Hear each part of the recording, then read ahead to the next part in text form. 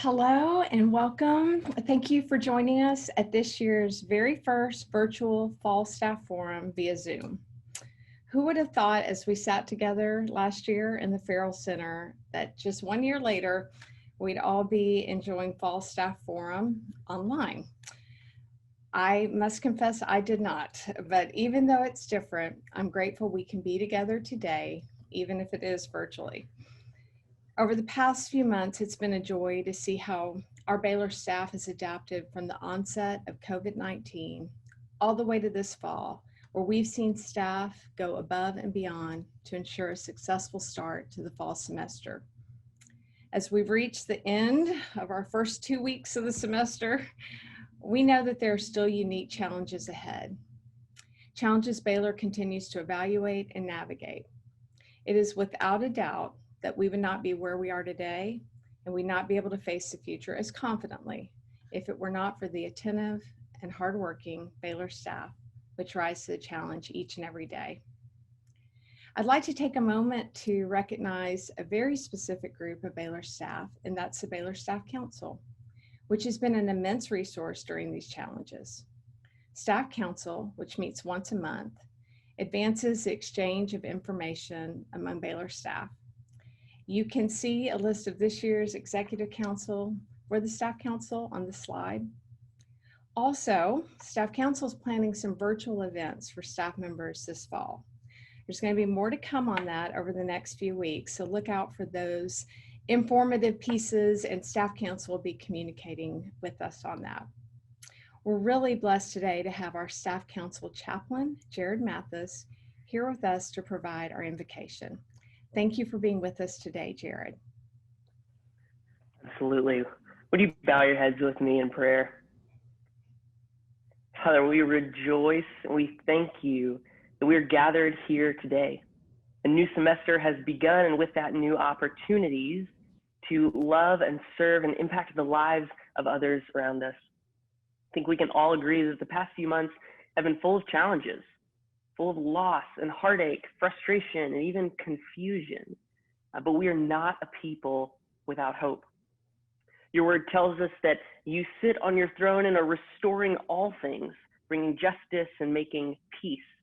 That we have a great high priest in Jesus who understands our suffering and intercedes on our behalf. And your spirit is in us, empowering us to be vessels of life to the world around us. We know that you will never leave us nor forsake us, and that your love for us is unconditional, unchanging, and extravagant. Father, I pray right now that my friends on this call would be encouraged by these truths, that they would find comfort and rest in these truths and be strengthened to go forth this semester to love and serve the world around them, to love and serve one another. We thank you again for today. For being with us and for the opportunity to learn and grow and celebrate this time that we have together. In your name, amen.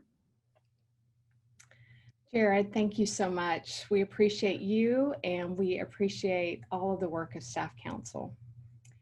Now I have the distinct honor and pleasure to introduce the chair of Baylor's Board of Regents, Mark Roundtree. Mark has been our board chair since June 1st and has been a tremendous support to all of us at Baylor. Mark is a Baylor alum, and he also has a sophomore attending Baylor. Mark, thank you so much for joining us today. It's such a pleasure to have you here with our staff forum and to introduce you to the wonderful members of our Baylor staff. Thank you, Mark.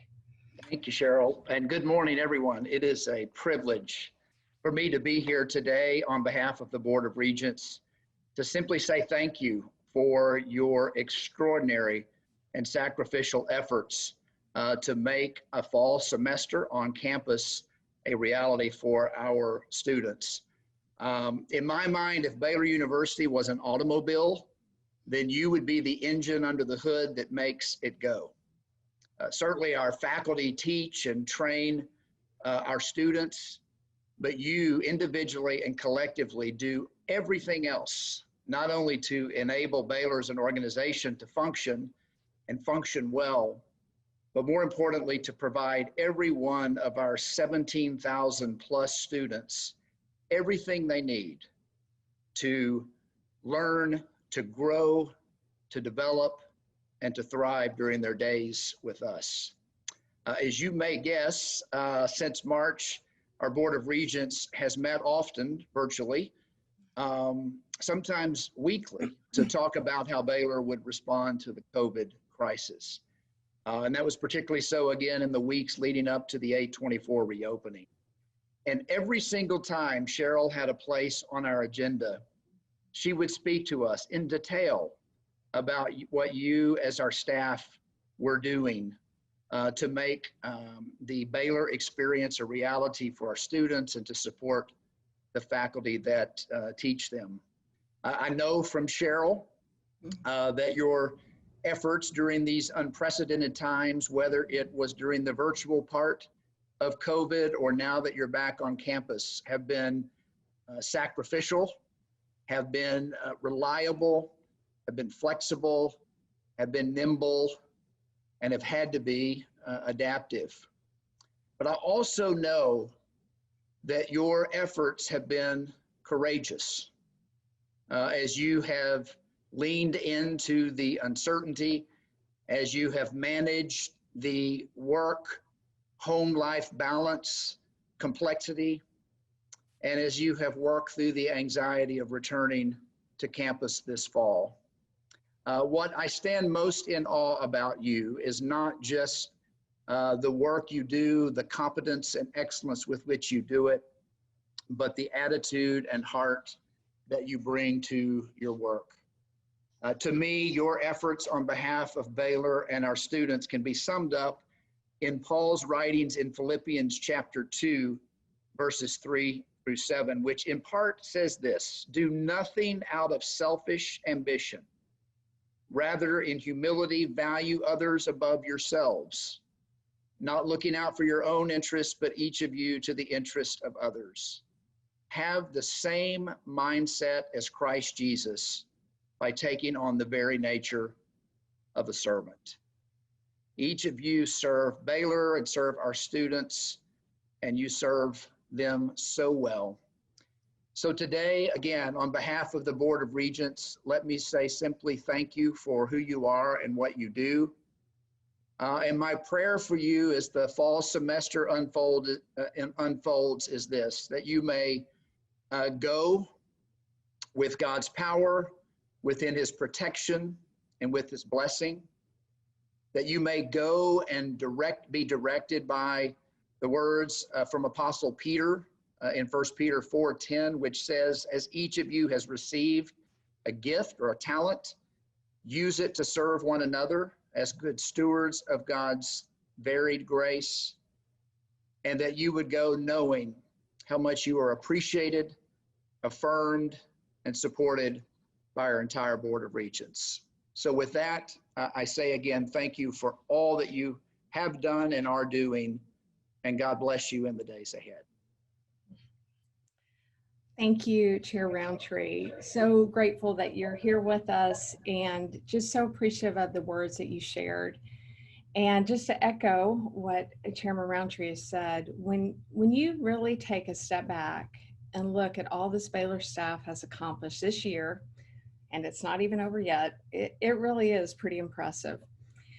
I thought what I'd do is share with you just a few of these accomplishments since the spring of 2020. If you joined us beforehand, a little bit before the program, you may have seen some of these accomplishments, but wanted to call them out in particular. As a team, Baylor staff are amazing. So in March, we transitioned, of course, to a virtual world. A friend of mine said the other day, she said, we went from virtually no employees that were virtual to all employees virtually being virtual, and did it with ease and grace. Each department and employee had to make adjustments and modifications.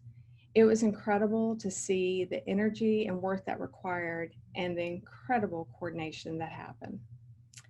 Another accomplishment of the Baylor staff, and we saw this and we're proud of Baylor as a whole as this came about, was the USDA grant.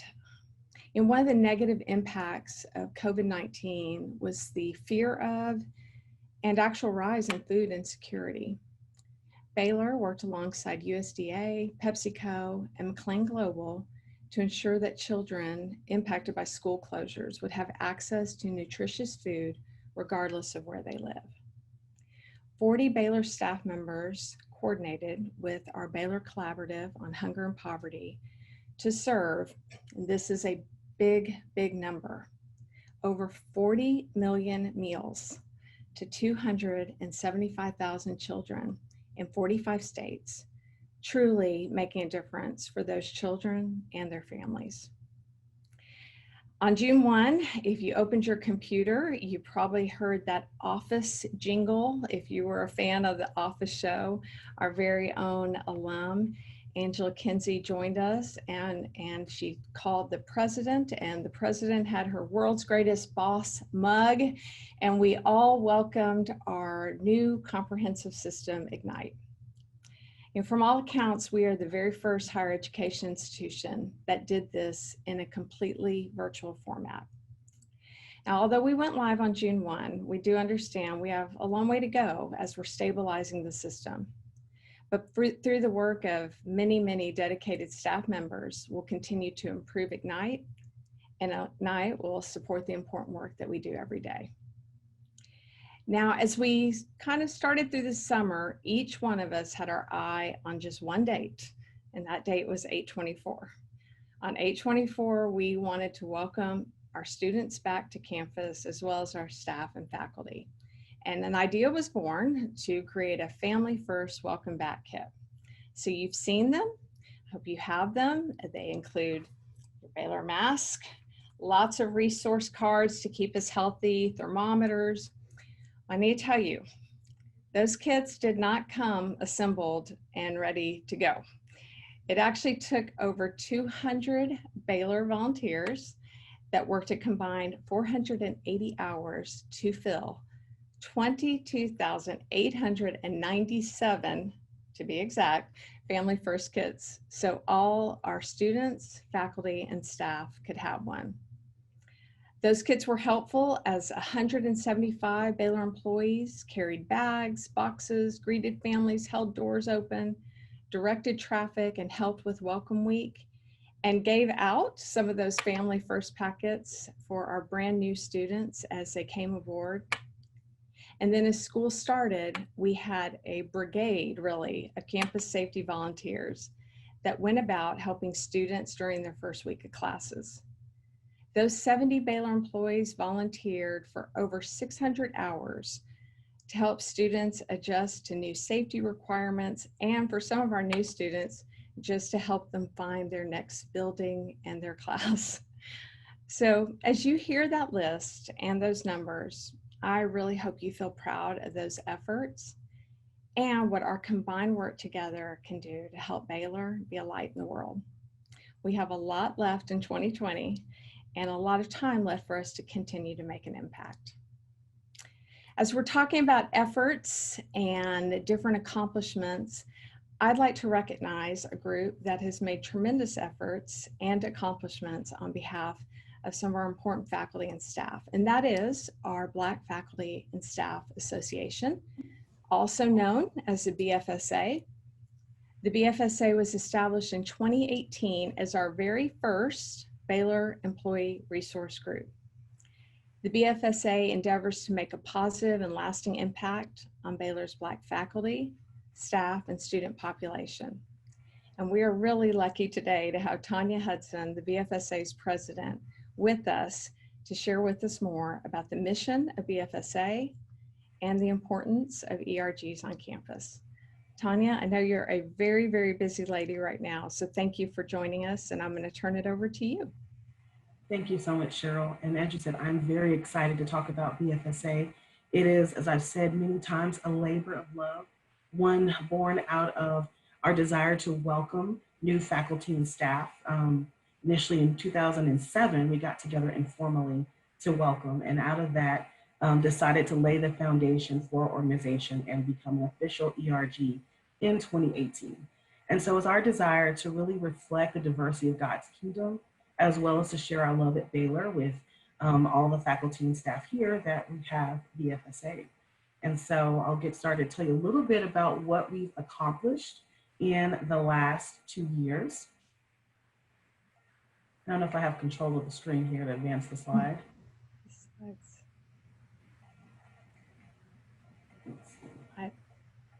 David, can we advance to the next slide for the BFSA slide? Thank you. Thank you. So in our short 2 years, we've been able to accomplish a lot. I'm very excited about that. So in February 2019, we held a week-long activities, starting with honoring our kind of pillars of Baylor, Dr. Vivine Malone Mays. We wanted to let everyone know about her legacy as we started the week. We fellowshipped as a group at church. We held mentoring opportunities for our students, for them to be able to connect with BFSA members, hopefully find a mentor that we can kind of help them progress through Baylor as well as in their professional careers. So that was just, our first big event. But also we are really focused on professional development. So one of the things we did was a 5-part personal finance series talking about debt, planning for retirement, making use of Baylor's very just robust and rich retirement system. And so our members got to hear from a lot of panelists and learn how to just, budget. And I think it was very timely, especially going into, our pandemic. Like, we didn't know that that would be on the horizon, but it was just another tool that we offered, just hearing feedback from our members and being able to support them in that way. And then we had a 4-part just personal development series, just navigating your career, advancing, dealing with just difficult situations that you might face in various aspects of your career, and how do you handle that? And again, unfortunately, we were sidelined by COVID-19 and had to resort to doing some things virtually, as well as canceling a few of them. But we're hoping to resume our programming in person in the spring. I think that's all of our hope, to be able to get back together and to fellowship. And we always start off with a big kickoff celebration, as well as hosting events for Christmas. We get together and fellowship and just celebrate, this season. So again, we're looking forward to being able to do that again in the future. Right now, we are collaborating with Human Resources on just brainstorming on how we can, recruit, a diverse staff here and make people feel welcome and really show the love of Christ and show the Baylor spirit to people who join us. And so that's something we're extremely excited about. And then right now, just for our members, just we find ourselves in this challenging environment, of a pandemic, right? As well as, racial, unrest and civil unrest in our society. So one of our main things right now is checking in on our members to make sure they feel supported, that they know that we're there for them, that we're a resource, and pointing them to resources that are available to them, such as their EAP. So we're just wanting to make sure that during this time that we extend that care to our members. And then we've also finished our strategic plan, where we've laid the building blocks for the next few years and all the programs that we want to unveil. And we're going deeper and partnering with various groups around campus, strengthening our ties with our student groups, as well as the Black Alumni Association. So we're just looking forward to being able to get that off the ground and meet in person. So we're really excited and planning for that. And one of the things I want to, as you mentioned, Cheryl, is that you said we're the first ERG, and hopefully we are not the last. And I would invite people who are interested to reach out to HR. BFSA, we are more than willing to assist those who want to start their own ERG and be a resource for them.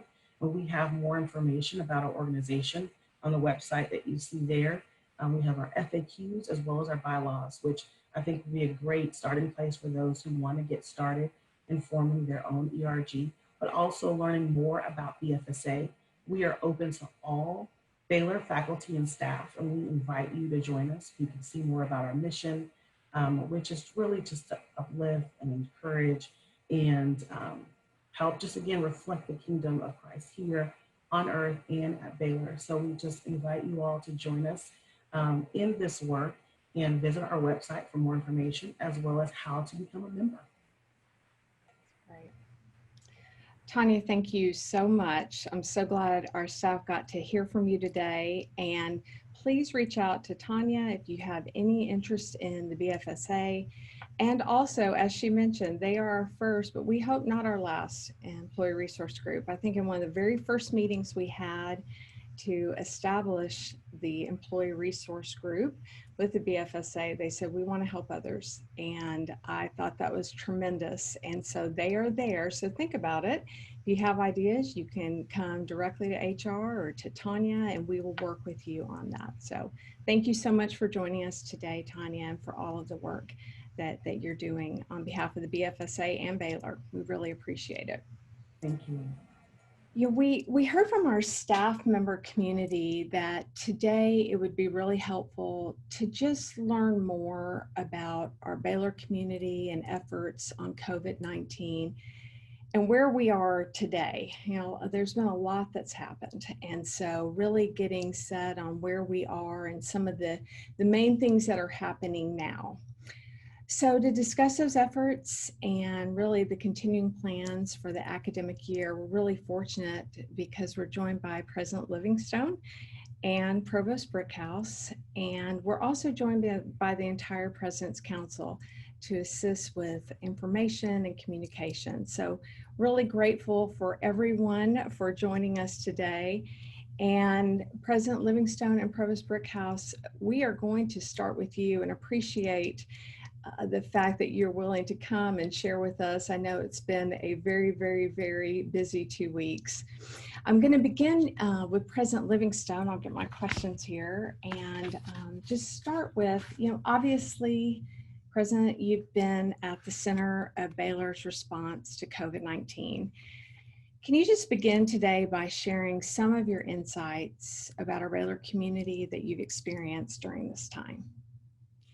Thanks, Cheryl, and it's wonderful to be with you. And I wish I could see all of you face to face today, but it's great to have you join us as we really kick off the school year, and certainly couldn't be where we are today doing what we're doing if it weren't for the tremendous effort of all of you and certainly our faculty as well. So, you know, when I reflect back on really kind of the last 6 months from mid-March till now, it feels a little bit like about 5 years. I know it's only 6 months, but, you know, you really, I think, find out kind of the true kind of heart and soul of the people of your organization when you go through difficult times. It's kind of easy to do the things we do when life is good and things are going well. But when you have difficulties that require you to do things you've never been asked to do before, to deal with uncertainty in a way you've never had to, you really kind of find out the true colors of your institution and the people. And I just have to say, I couldn't be more proud of the way each of you has stepped up to the plate and made a difference for our community. And it really began last March as we went online, and through the summer found new and creative ways to keep people engaged, whether that was our students, our alumni, our families, each other, the ways that you really came about in preparing for the fall. And, you know, some of the things that it just really reinforced for me is one, the deep commitment our staff have to Baylor and to our mission, and our Christian mission particularly. Certainly the love you have for our students and doing what you needed to do to help them feel cared for and loved even when they weren't with us on campus. I don't think Cheryl talked specifically about the Bear Care program, but that was an amazing effort on the part of so many on this campus to care for our students while they were distant from us. And then, you know, I've been so moved watching really across the campus, folks step up and be willing to do whatever you had to do to get us to where we are today. And that might mean doing a job you hadn't done before because somebody needed help that didn't have the support they needed from staff, or we had a new job. Some of you are contact tracers. You didn't even know what a contact tracer was, like, you know, this time last year, and now that's what you're spending all your time doing. But it's making such a huge difference for the community. So the willingness to step up and do whatever needed to be done to support the institution, to support each other and our students and our faculty has just been really phenomenal to watch. And then our ability to adapt and change very quickly. A lot of people criticize higher education for not being able to change quickly, and honestly, we have shown that we can and we will to be able to adjust as we get new data, as we learn new information about the virus, and as we learn how our students and others are adapting to this. We have changed direction rapidly and quickly, and it has made a real difference. And then I think a piece of that is just the creativity and innovation I've seen from our staff in adapting to what's going on. And that has been really essential as we've thought about how to keep the campus safe, how to take care of our students now that they're back. And so I just, I couldn't be prouder of the way the community has responded, the way you as staff have stepped forward to do what needs to be done. And it has really positioned us well. We certainly have challenges ahead, and I know this has been very hard for you. It's been hard work, and it has demanded a lot of you, and it has put stress on your families as well. So know how appreciative we are, how much it means, and how important it's been to our students and their families to have everybody step up like this.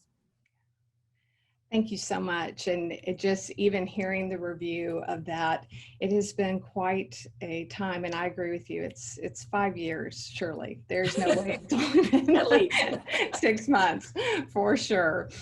I'm going to transition now to Provost Brickhouse. And Dr. Brickhouse, you and your team have just spent many hours reviewing information related to COVID-19, monitoring the situation on campus, as well as putting much effort into the dashboard, which is now viewable on Baylor's coronavirus website. Can you give us an overview just of these efforts to include even the return to campus testing and data that we use to manage this ever-changing situation? Absolutely. Thank you so much, Cheryl. And it's a pleasure to be here with you today. And I just want to add my gratitude to the work that you are doing every day to ensure that our students have a Baylor quality experience in the fall under some pretty challenging circumstances. You know, it's kind of interesting. I have a scientific background, and there's a side of me that finds this very interesting. What I have learned over the last 6 to 9 months about this particular new virus is fascinating in many ways, but then translating what we know about the virus and how it spreads has really been key to putting in place the safety measures that we must have in order to keep our campus safe. I'll start by saying a little bit about the pre-entry testing. This was done, as you all know, with these mail-in kits. The idea behind that pre-entry testing was primarily to prevent large numbers of positive cases arriving to campus all at once. When I looked at kind of the positivity rates that we were seeing across the state of Texas and McLennan County in particular, the thought of having large numbers on campus all of a sudden was very concerning, because one of the things that we know is an effective strategy for mitigating the spread of the virus is to be able to identify cases, isolate those cases, contact trace those cases, so that you are able to, again, prevent the spread by isolating the virus away from the healthy population. So we knew with the pre-entry testing that this was not going to catch every positive case.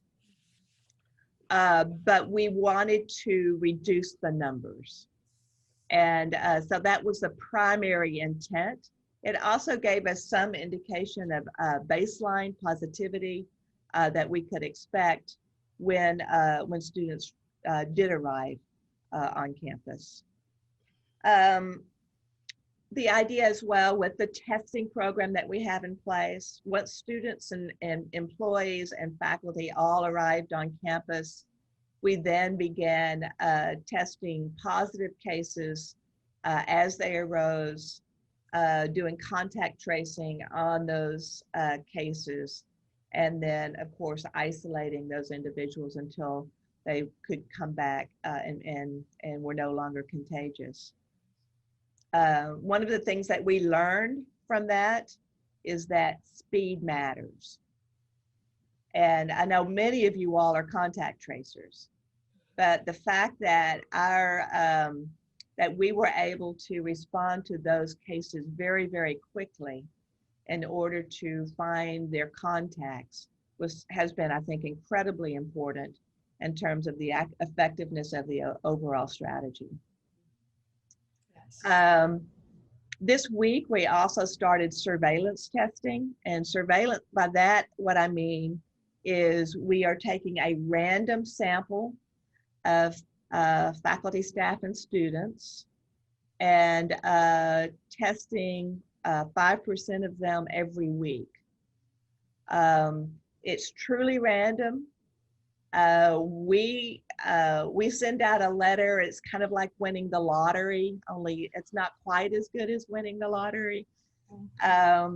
You're invited to take a test, and we provide some incentives, and people have been incredibly cooperative in terms of participating in our surveillance testing program. This is very important because this gives us a positivity rate that is truly a picture of the spread of the virus the spread of the virus throughout campus. We just got some early some data this morning that our positivity rate from the surveillance testing for Monday was 1.85%, and for Tuesday it was 0.44%. And we should get Wednesday's numbers later today. Those are excellent numbers. Anything under 5% is excellent. And so it's very reassuring to us that the efforts that we're making are having an impact. But we also, of course, don't want to be complacent, because when you get complacent, it's actually when you start to see those cases rise again. So we think that the actions that we're taking and that many of you are putting in place and executing are having a real impact on keeping our campus safe. And so we thank you for that. It's very, very important for the campus community. You may have also heard about our sewage testing. We have gotten one batch of information. This is literally taking samples, opening up manhole covers and scooping down and getting samples of sewage and then testing that for the virus. And we can actually pinpoint our residence halls reasonably well based on where we are collecting these samples. We can then test those samples, and we look for, the concentration of the virus in those samples, normed, of course, to the volume of individuals contributing to that sample. So that is an ongoing effort. We should get additional results on Monday about our sewage testing. That helps us, again, pinpoint where we might want to do more testing. And so it was one of the reasons why we paid some attention to Collins this week and did some additional testing in Collins, was because our sewage testing suggested that we might have some issues there. We've been relieved to find that Collins does not seem to be a serious problem. But it did, again, is a way of us, the sewage testing tells us where we might want to look. And we'll continue perfecting that process as we move forward through the semester. Great. So again, we also get information from contact tracing. As many of you know, many of y'all are participating in that. That information is incredibly important because it gives us information about how the virus is spreading. For example, we found out at the end of last week by looking at where the virus was located, and it's largely in our off-campus students, that it seemed to be a lot of social activity going on between friendship groups. One of the things I think you probably already know is Waco's a highly social place. People like to hang out with their friends and their family and share dinners together and watch movies together and play, you know, Monopoly and backgammon. And that's true for our students too. And that's actually been some of the source of some of our challenges, is these activities, which we would under normal circumstances celebrate, actually did create some problems for us. The dashboard is simply a way of taking all of these data that we are collecting and presenting it in a way that is visible, that allows you to see trend over time and to enable decision making. And it's already been incredibly useful. And I know many of our staff have been essential in making it so useful. And so I thank you again for that. We certainly couldn't do it without the extremely capable folks that we have with the technical expertise to make this dashboard work. So thank you for that. And so we'll be monitoring the dashboard throughout the semester, and again making changes in terms of what we need to do to keep the campus safe as we collect and analyze the data on the dashboard. So I hope that helps, Cheryl.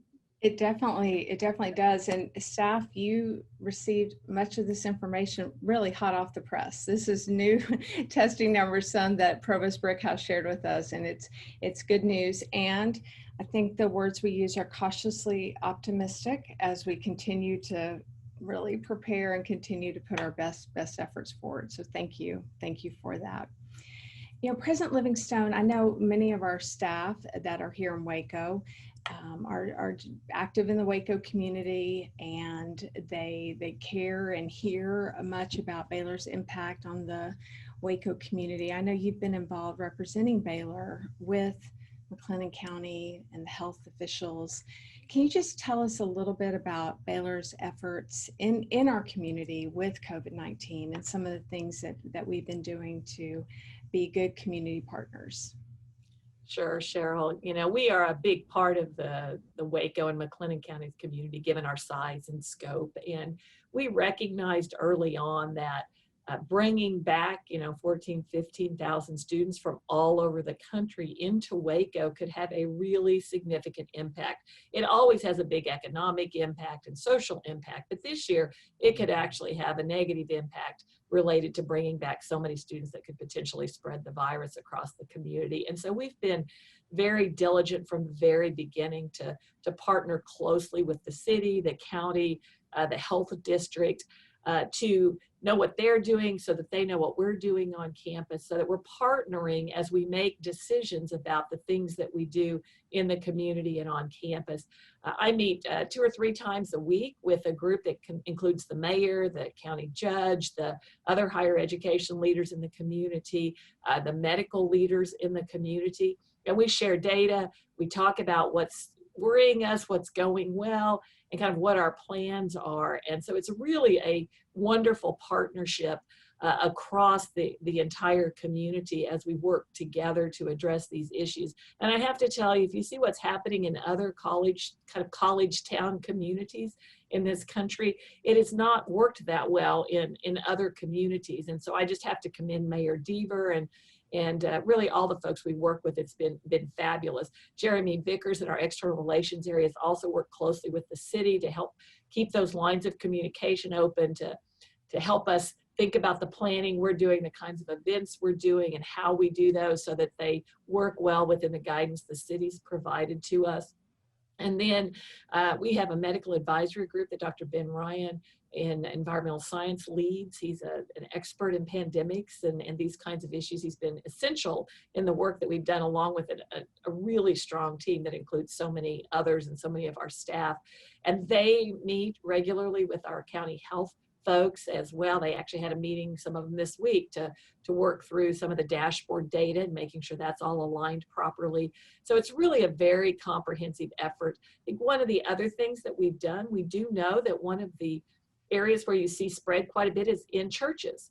because there is so much social activity. And in fact, in Texas, the guidelines for health and safety precautions don't apply in churches the same way they do in restaurants and places of business. And so we've also really partnered and communicated with the churches in town to really let them know what we're asking our students to do, and encouraging them as we care for each other in our Christian community to encourage those same behaviors so that our students are getting the same message from everybody that they deal with. So I can't say enough about the cooperation we've gotten and really the collaboration across the community that I think has been really important in Waco to be, in a reasonably good place on this, not just at Baylor, but across the community. Yeah. Thank you. Thank you for sharing that. I think our messaging has really been that we want to be good members of this community and really supporting all of the efforts there. So thank you for that. For some of the panelists, just as an FYI, we have really given thorough answers to a lot of the questions. So I'm going to kind of move down to some of the questions we haven't had the chance to answer yet. So I'm now going to move to Chris Holmes, actually. And as you all know, Chris Holmes is our general counsel. And Chris, when we started doing some of the testing and testing efforts that we discussed, some staff, faculty, and students had questions about, what information was shared, what about HIPAA, privacy laws, and those results with Baylor. And so just hoped you could give us a little bit of insight on that for our staff members today. Sure, thanks, Cheryl. So I think when the university began looking at the fact that it was going to be responding to a pandemic that was going to impact all aspects of its community, we needed to make sure that we were weighing two interests. And one interest is continuing to maintain, to the extent we can, the health and safety of our community, while weighing against that the privacy interests of key individuals, whether they be students or employees. And so with the testing programs that the university is providing to its community, through the surveillance testing or even on the as-needed basis, from an employee standpoint, the only information that is shared back to the administrative portion of the university is going to be the individual's name, their date of birth, and then the results, specific results of the test. And that's consistent with federal law and federal guidelines that have come out in the wake of COVID-19, once again, working to measure the various interests that the community has to maintain its health and safety, and the individuals have to maintain their health information. In the event that a test does come back positive, the university or the actual testing entity is required to share that positive result with the county. And so the county can then, in the event that the individual has contact tracing that's necessary in the community, that the county can address those. The university kind of works together with the county on this, the university providing contact tracing within the university community, and the county providing those contact tracing services to individuals outside the community. So Cheryl, hope that answers that question. Yeah, no, that's really great information. I know many of our staff have had questions regarding that and the testing, and so that really is helpful. And remember what we've learned from Provost Brickhouse: if you're selected for surveillance testing, you've won the lottery. So I won the lottery actually this week, and that's a nice framing of that. So I appreciate that, and appreciate that great answer too. Thank you, Chris. Dr. Jackson, I am going to turn to you now, because I think we all know that you have been incredibly busy, as you are at the beginning of every year, doing such a great job supporting our students. And there are lots and lots and lots of questions we could ask you, but I'm just going to kind of ask one and ask you, as the year has been started and there's been so much happening, can you just kind of give us the highlights of the year from your perspective as it comes to student life, and maybe just give the staff some insight on the work your staff have been doing and their experiences with our students. Oh, I'd be delighted to, Cheryl. First, I want to echo what has been said. What an amazing team effort. I mean, that's what strikes me from the get-go. The way staff and faculty have joined together and locked arms, literally locked arms, in a safe, socially distanced way to really jump in and help at a moment's notice. And we've witnessed that from the very beginning, right? I mean, even this summer and moving into doing a modified version of Move to BU and the work that we saw there, assistance with Welcome Week, and then this now into the second week has just been amazing. That'd be the first thing I would say. Second thing I would say, the vast, vast majority of our students are committed to do what we're asking them to do to help keep this campus safe and this community safe. And so I want to celebrate that. We've got great students here at Baylor, and they are stepping up. Now, we have an occasional student who for whatever reason, isn't as committed. And so we'll move into the compliance phase when that happens. And we'll do so in a way that's educational and grace oriented. But the message there is, again, our students are really stepping up, and we appreciate that. The third thing I would note is, we're learning as we go. We know a lot more about the virus today than we did back in March. And I can say with all confidence, we are easily in the top 10 of any college or university in what we're doing right now to identify and prevent this virus. It's the resources that we're utilizing are helping us, and we're in a good position. And then I would say at the end, we must remain vigilant. This is an ongoing day-to-day, week-to-week situation, and it'll take all of us continuing to work together to keep this virus in check. That's great. Well, thank you so much. And as I look at the programs that you and your team are doing, it really is. That's the Baylor difference. That is the thing that makes Baylor the unique place that it is. And so we're so grateful again for you and your team as you're working on that. Thanks, Cheryl. Yep. Yes, absolutely.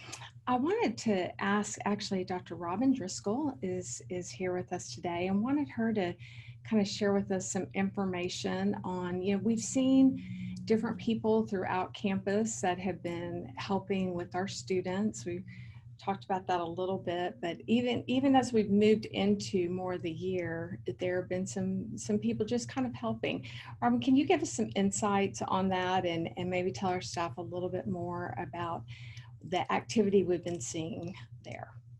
Absolutely. Thank you very much. So in addition to our campus safety volunteers that Cheryl mentioned earlier in the program, those were our staff volunteers that helped out during the first week with our students. We also have contracted with Rhino, and we have some ambassadors moving about campus in the public spaces. They're on foot. They have on bright green polos and khaki shorts, and they are graciously reminding people, students, to social distance and wear their mask. And they have masks available that they pass out.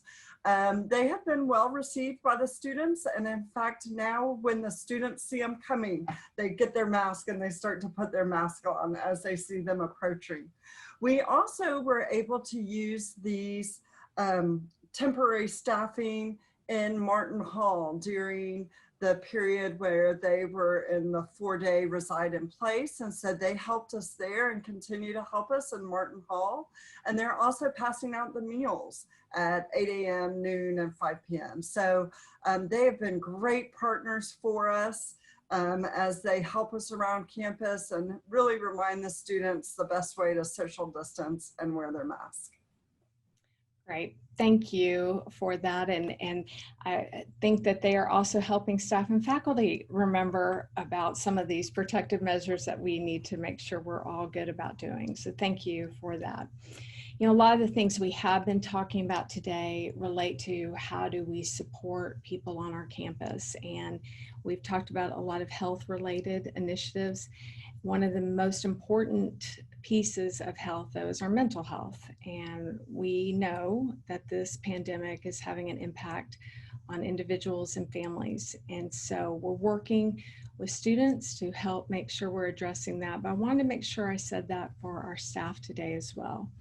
Your mental and emotional health is something that is very important to you, to your family, and that's why at Baylor we have resources for you. We have an employee assistance program, we have MD Live, we have well-being resources, and there are really too many for me to name them all here, but I wanted to make sure you knew that we have those resources for you and that each one of us right now has challenges. And that's why it's great that you and I work at a place that cares about supporting us during those challenges. So after today's forum, make sure you go to the HR website and see some of those resources that hopefully you can utilize for you and your family.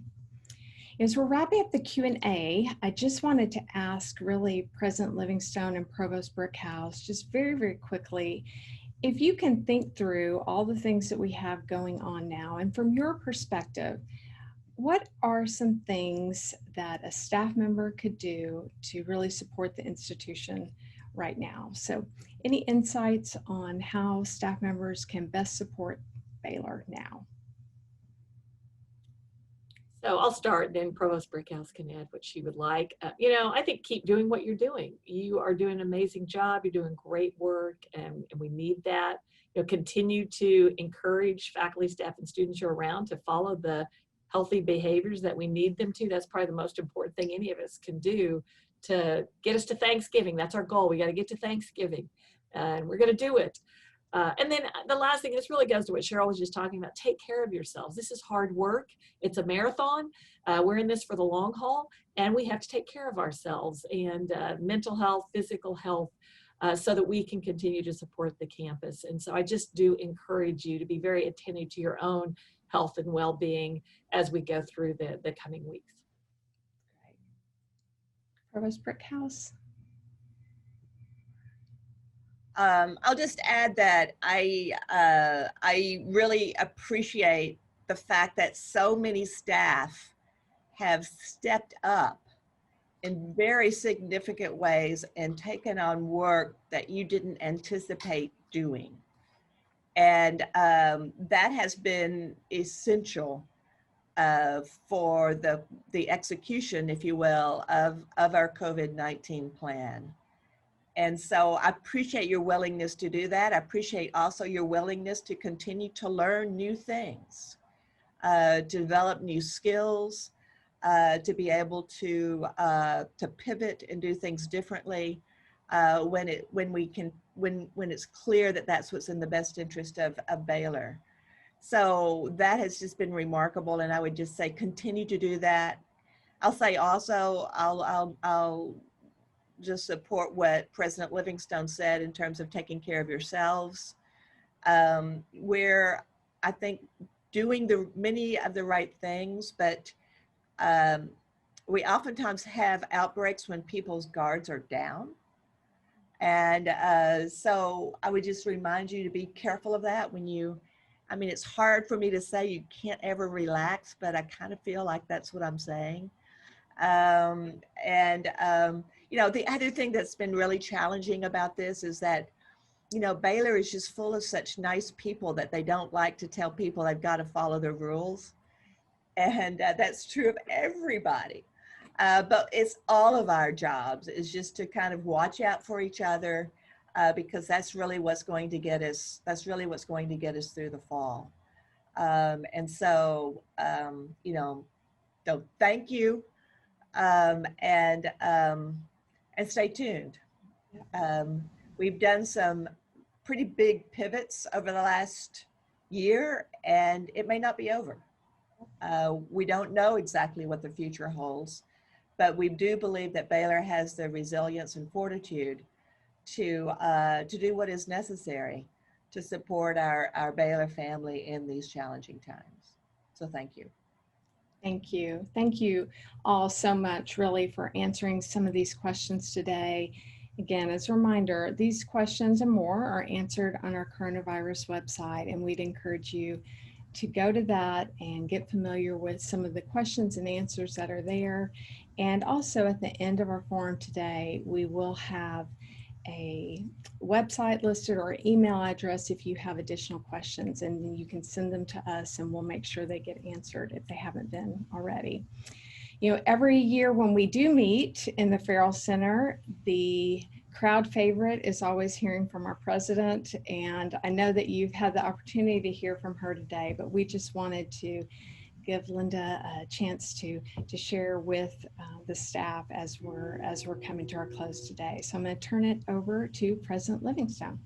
Thank you so much, Cheryl. And, you know, I think as we close today, I want to kind of lift us up. We're in the weeds of COVID, and we have been for months. And it sometimes can be easy in those weeds to forget the bigger picture of what we're trying to accomplish here and the work that we're doing. And, you know, one of the things that I've been really impressed with over these crazy 6 months is that we have continued to make progress on our strategic priorities and the things that really matter for this institution. We've made progress on Illuminate, our strategic plan. We've made progress on our research endeavors. We've certainly addressed COVID, and we've done great showing care and concern for our students. And in this time of the pandemic, there's been a lot of discussions about higher education and what's it going to look like in the future. And it's certainly been disrupted already, what other disruptions are going to occur. So I think it's important for us at Baylor to say, you know, what's really core to who we are through all these disruptions that's going to be kind of a connect us through all of this and keep us moving forward. And there's just a few things I want to mention. One, first and foremost is really continuing to maintain the integrity of our Christian mission and the Baptist heritage from which that arises. That is so core to who we are. It's critical. I think it's one of the great reasons we've done so well so far, and that has to continue to be at the heart and soul of everything that we do. Second, continuing to ensure the focus on our students, whether that's our undergraduate students or our graduate students. We have learned through this pandemic that students want to be together, that residential education matters, that there are ways to do online education that are different and meaningful and transformational, and we're a special place to do that, but it's in large part because we care so deeply for our students.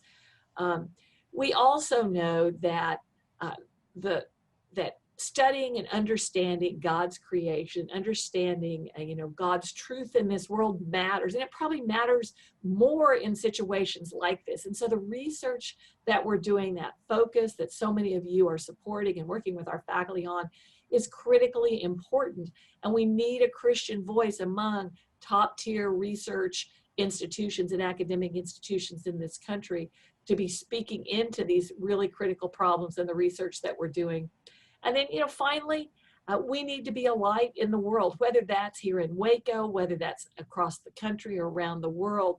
There's a lot of dark in the world right now, whether it's the pandemic, whether it's the political climate, that as we go into an election, there's a lot of questions and uncertainty, but yet we know that there is certainty in Christ, and we can be a light to the world in that. And I think it's just a reinforcement that the world really does need a Baylor and needs people like you that care for each other, care for our students, and love Christ in the process. So, I'm so optimistic about where we are, what we're doing about this fall, and our ability to continue to serve our students in really important ways, even as we adapt and change on a daily basis to meet their needs. So we're in a very strong position, have really strong enrollment this fall, probably the largest freshman class we've ever had.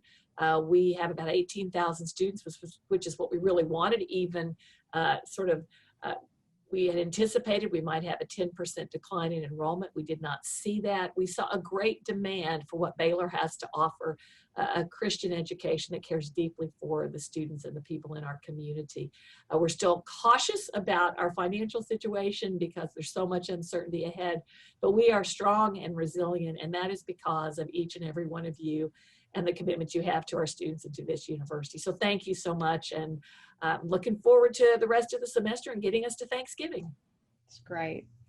Thank you so much, President Livingstone, for those words and for just caring for our staff. We're so grateful and grateful for your leadership every day of the year, but really appreciate your words, especially today. As we wrap up today, we are going to wrap up the way we have over past years, and that's with ending with a video of this year's class hymn. We try to do that when we're together in person, our spiritual life, student life team, as they put that together. It's just beautiful every year. This year, though, is especially beautiful. The title is In This Life of Mine, and it speaks to the insecurity that's been created by COVID-19 that's really affected this class of 2024. From the conclusion of their senior year, which was significantly different than they wanted it to be, and on through this fall to their introduction to college. And through it all, this chorus offers this reassurance. It's directly from Psalm 23. The chorus says, "Surely goodness and mercy will follow me all of my days, and I'll dwell in God forever." This hymn's a reminder of the prayer we have for our students, and also a reminder of those students that we serve. And as you leave today, our prayer is that you will feel the goodness and mercy of God's grace. Thank you for being here today. Enjoy the video and sick 'em.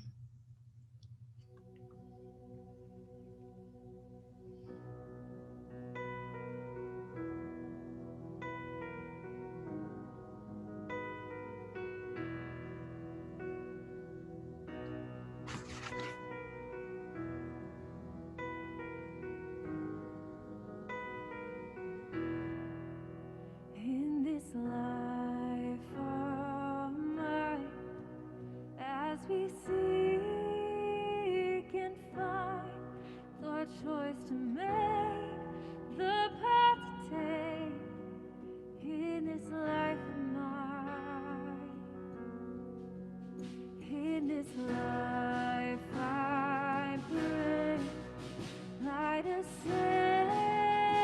sacred way. You'll have this heart, your work of art. In this life I pray. And surely goodness and mercy will follow me all of my days. And I will dwell in God forever.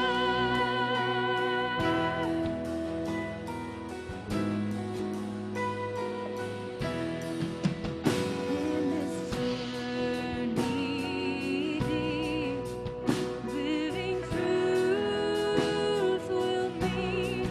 The good compel, the will compel. In this journey deep, in this journey known, hidden mercy shown, a light of grace through this life space. In this journey known, and surely goodness and mercy will follow me all of my days, and I will dwell in God forever.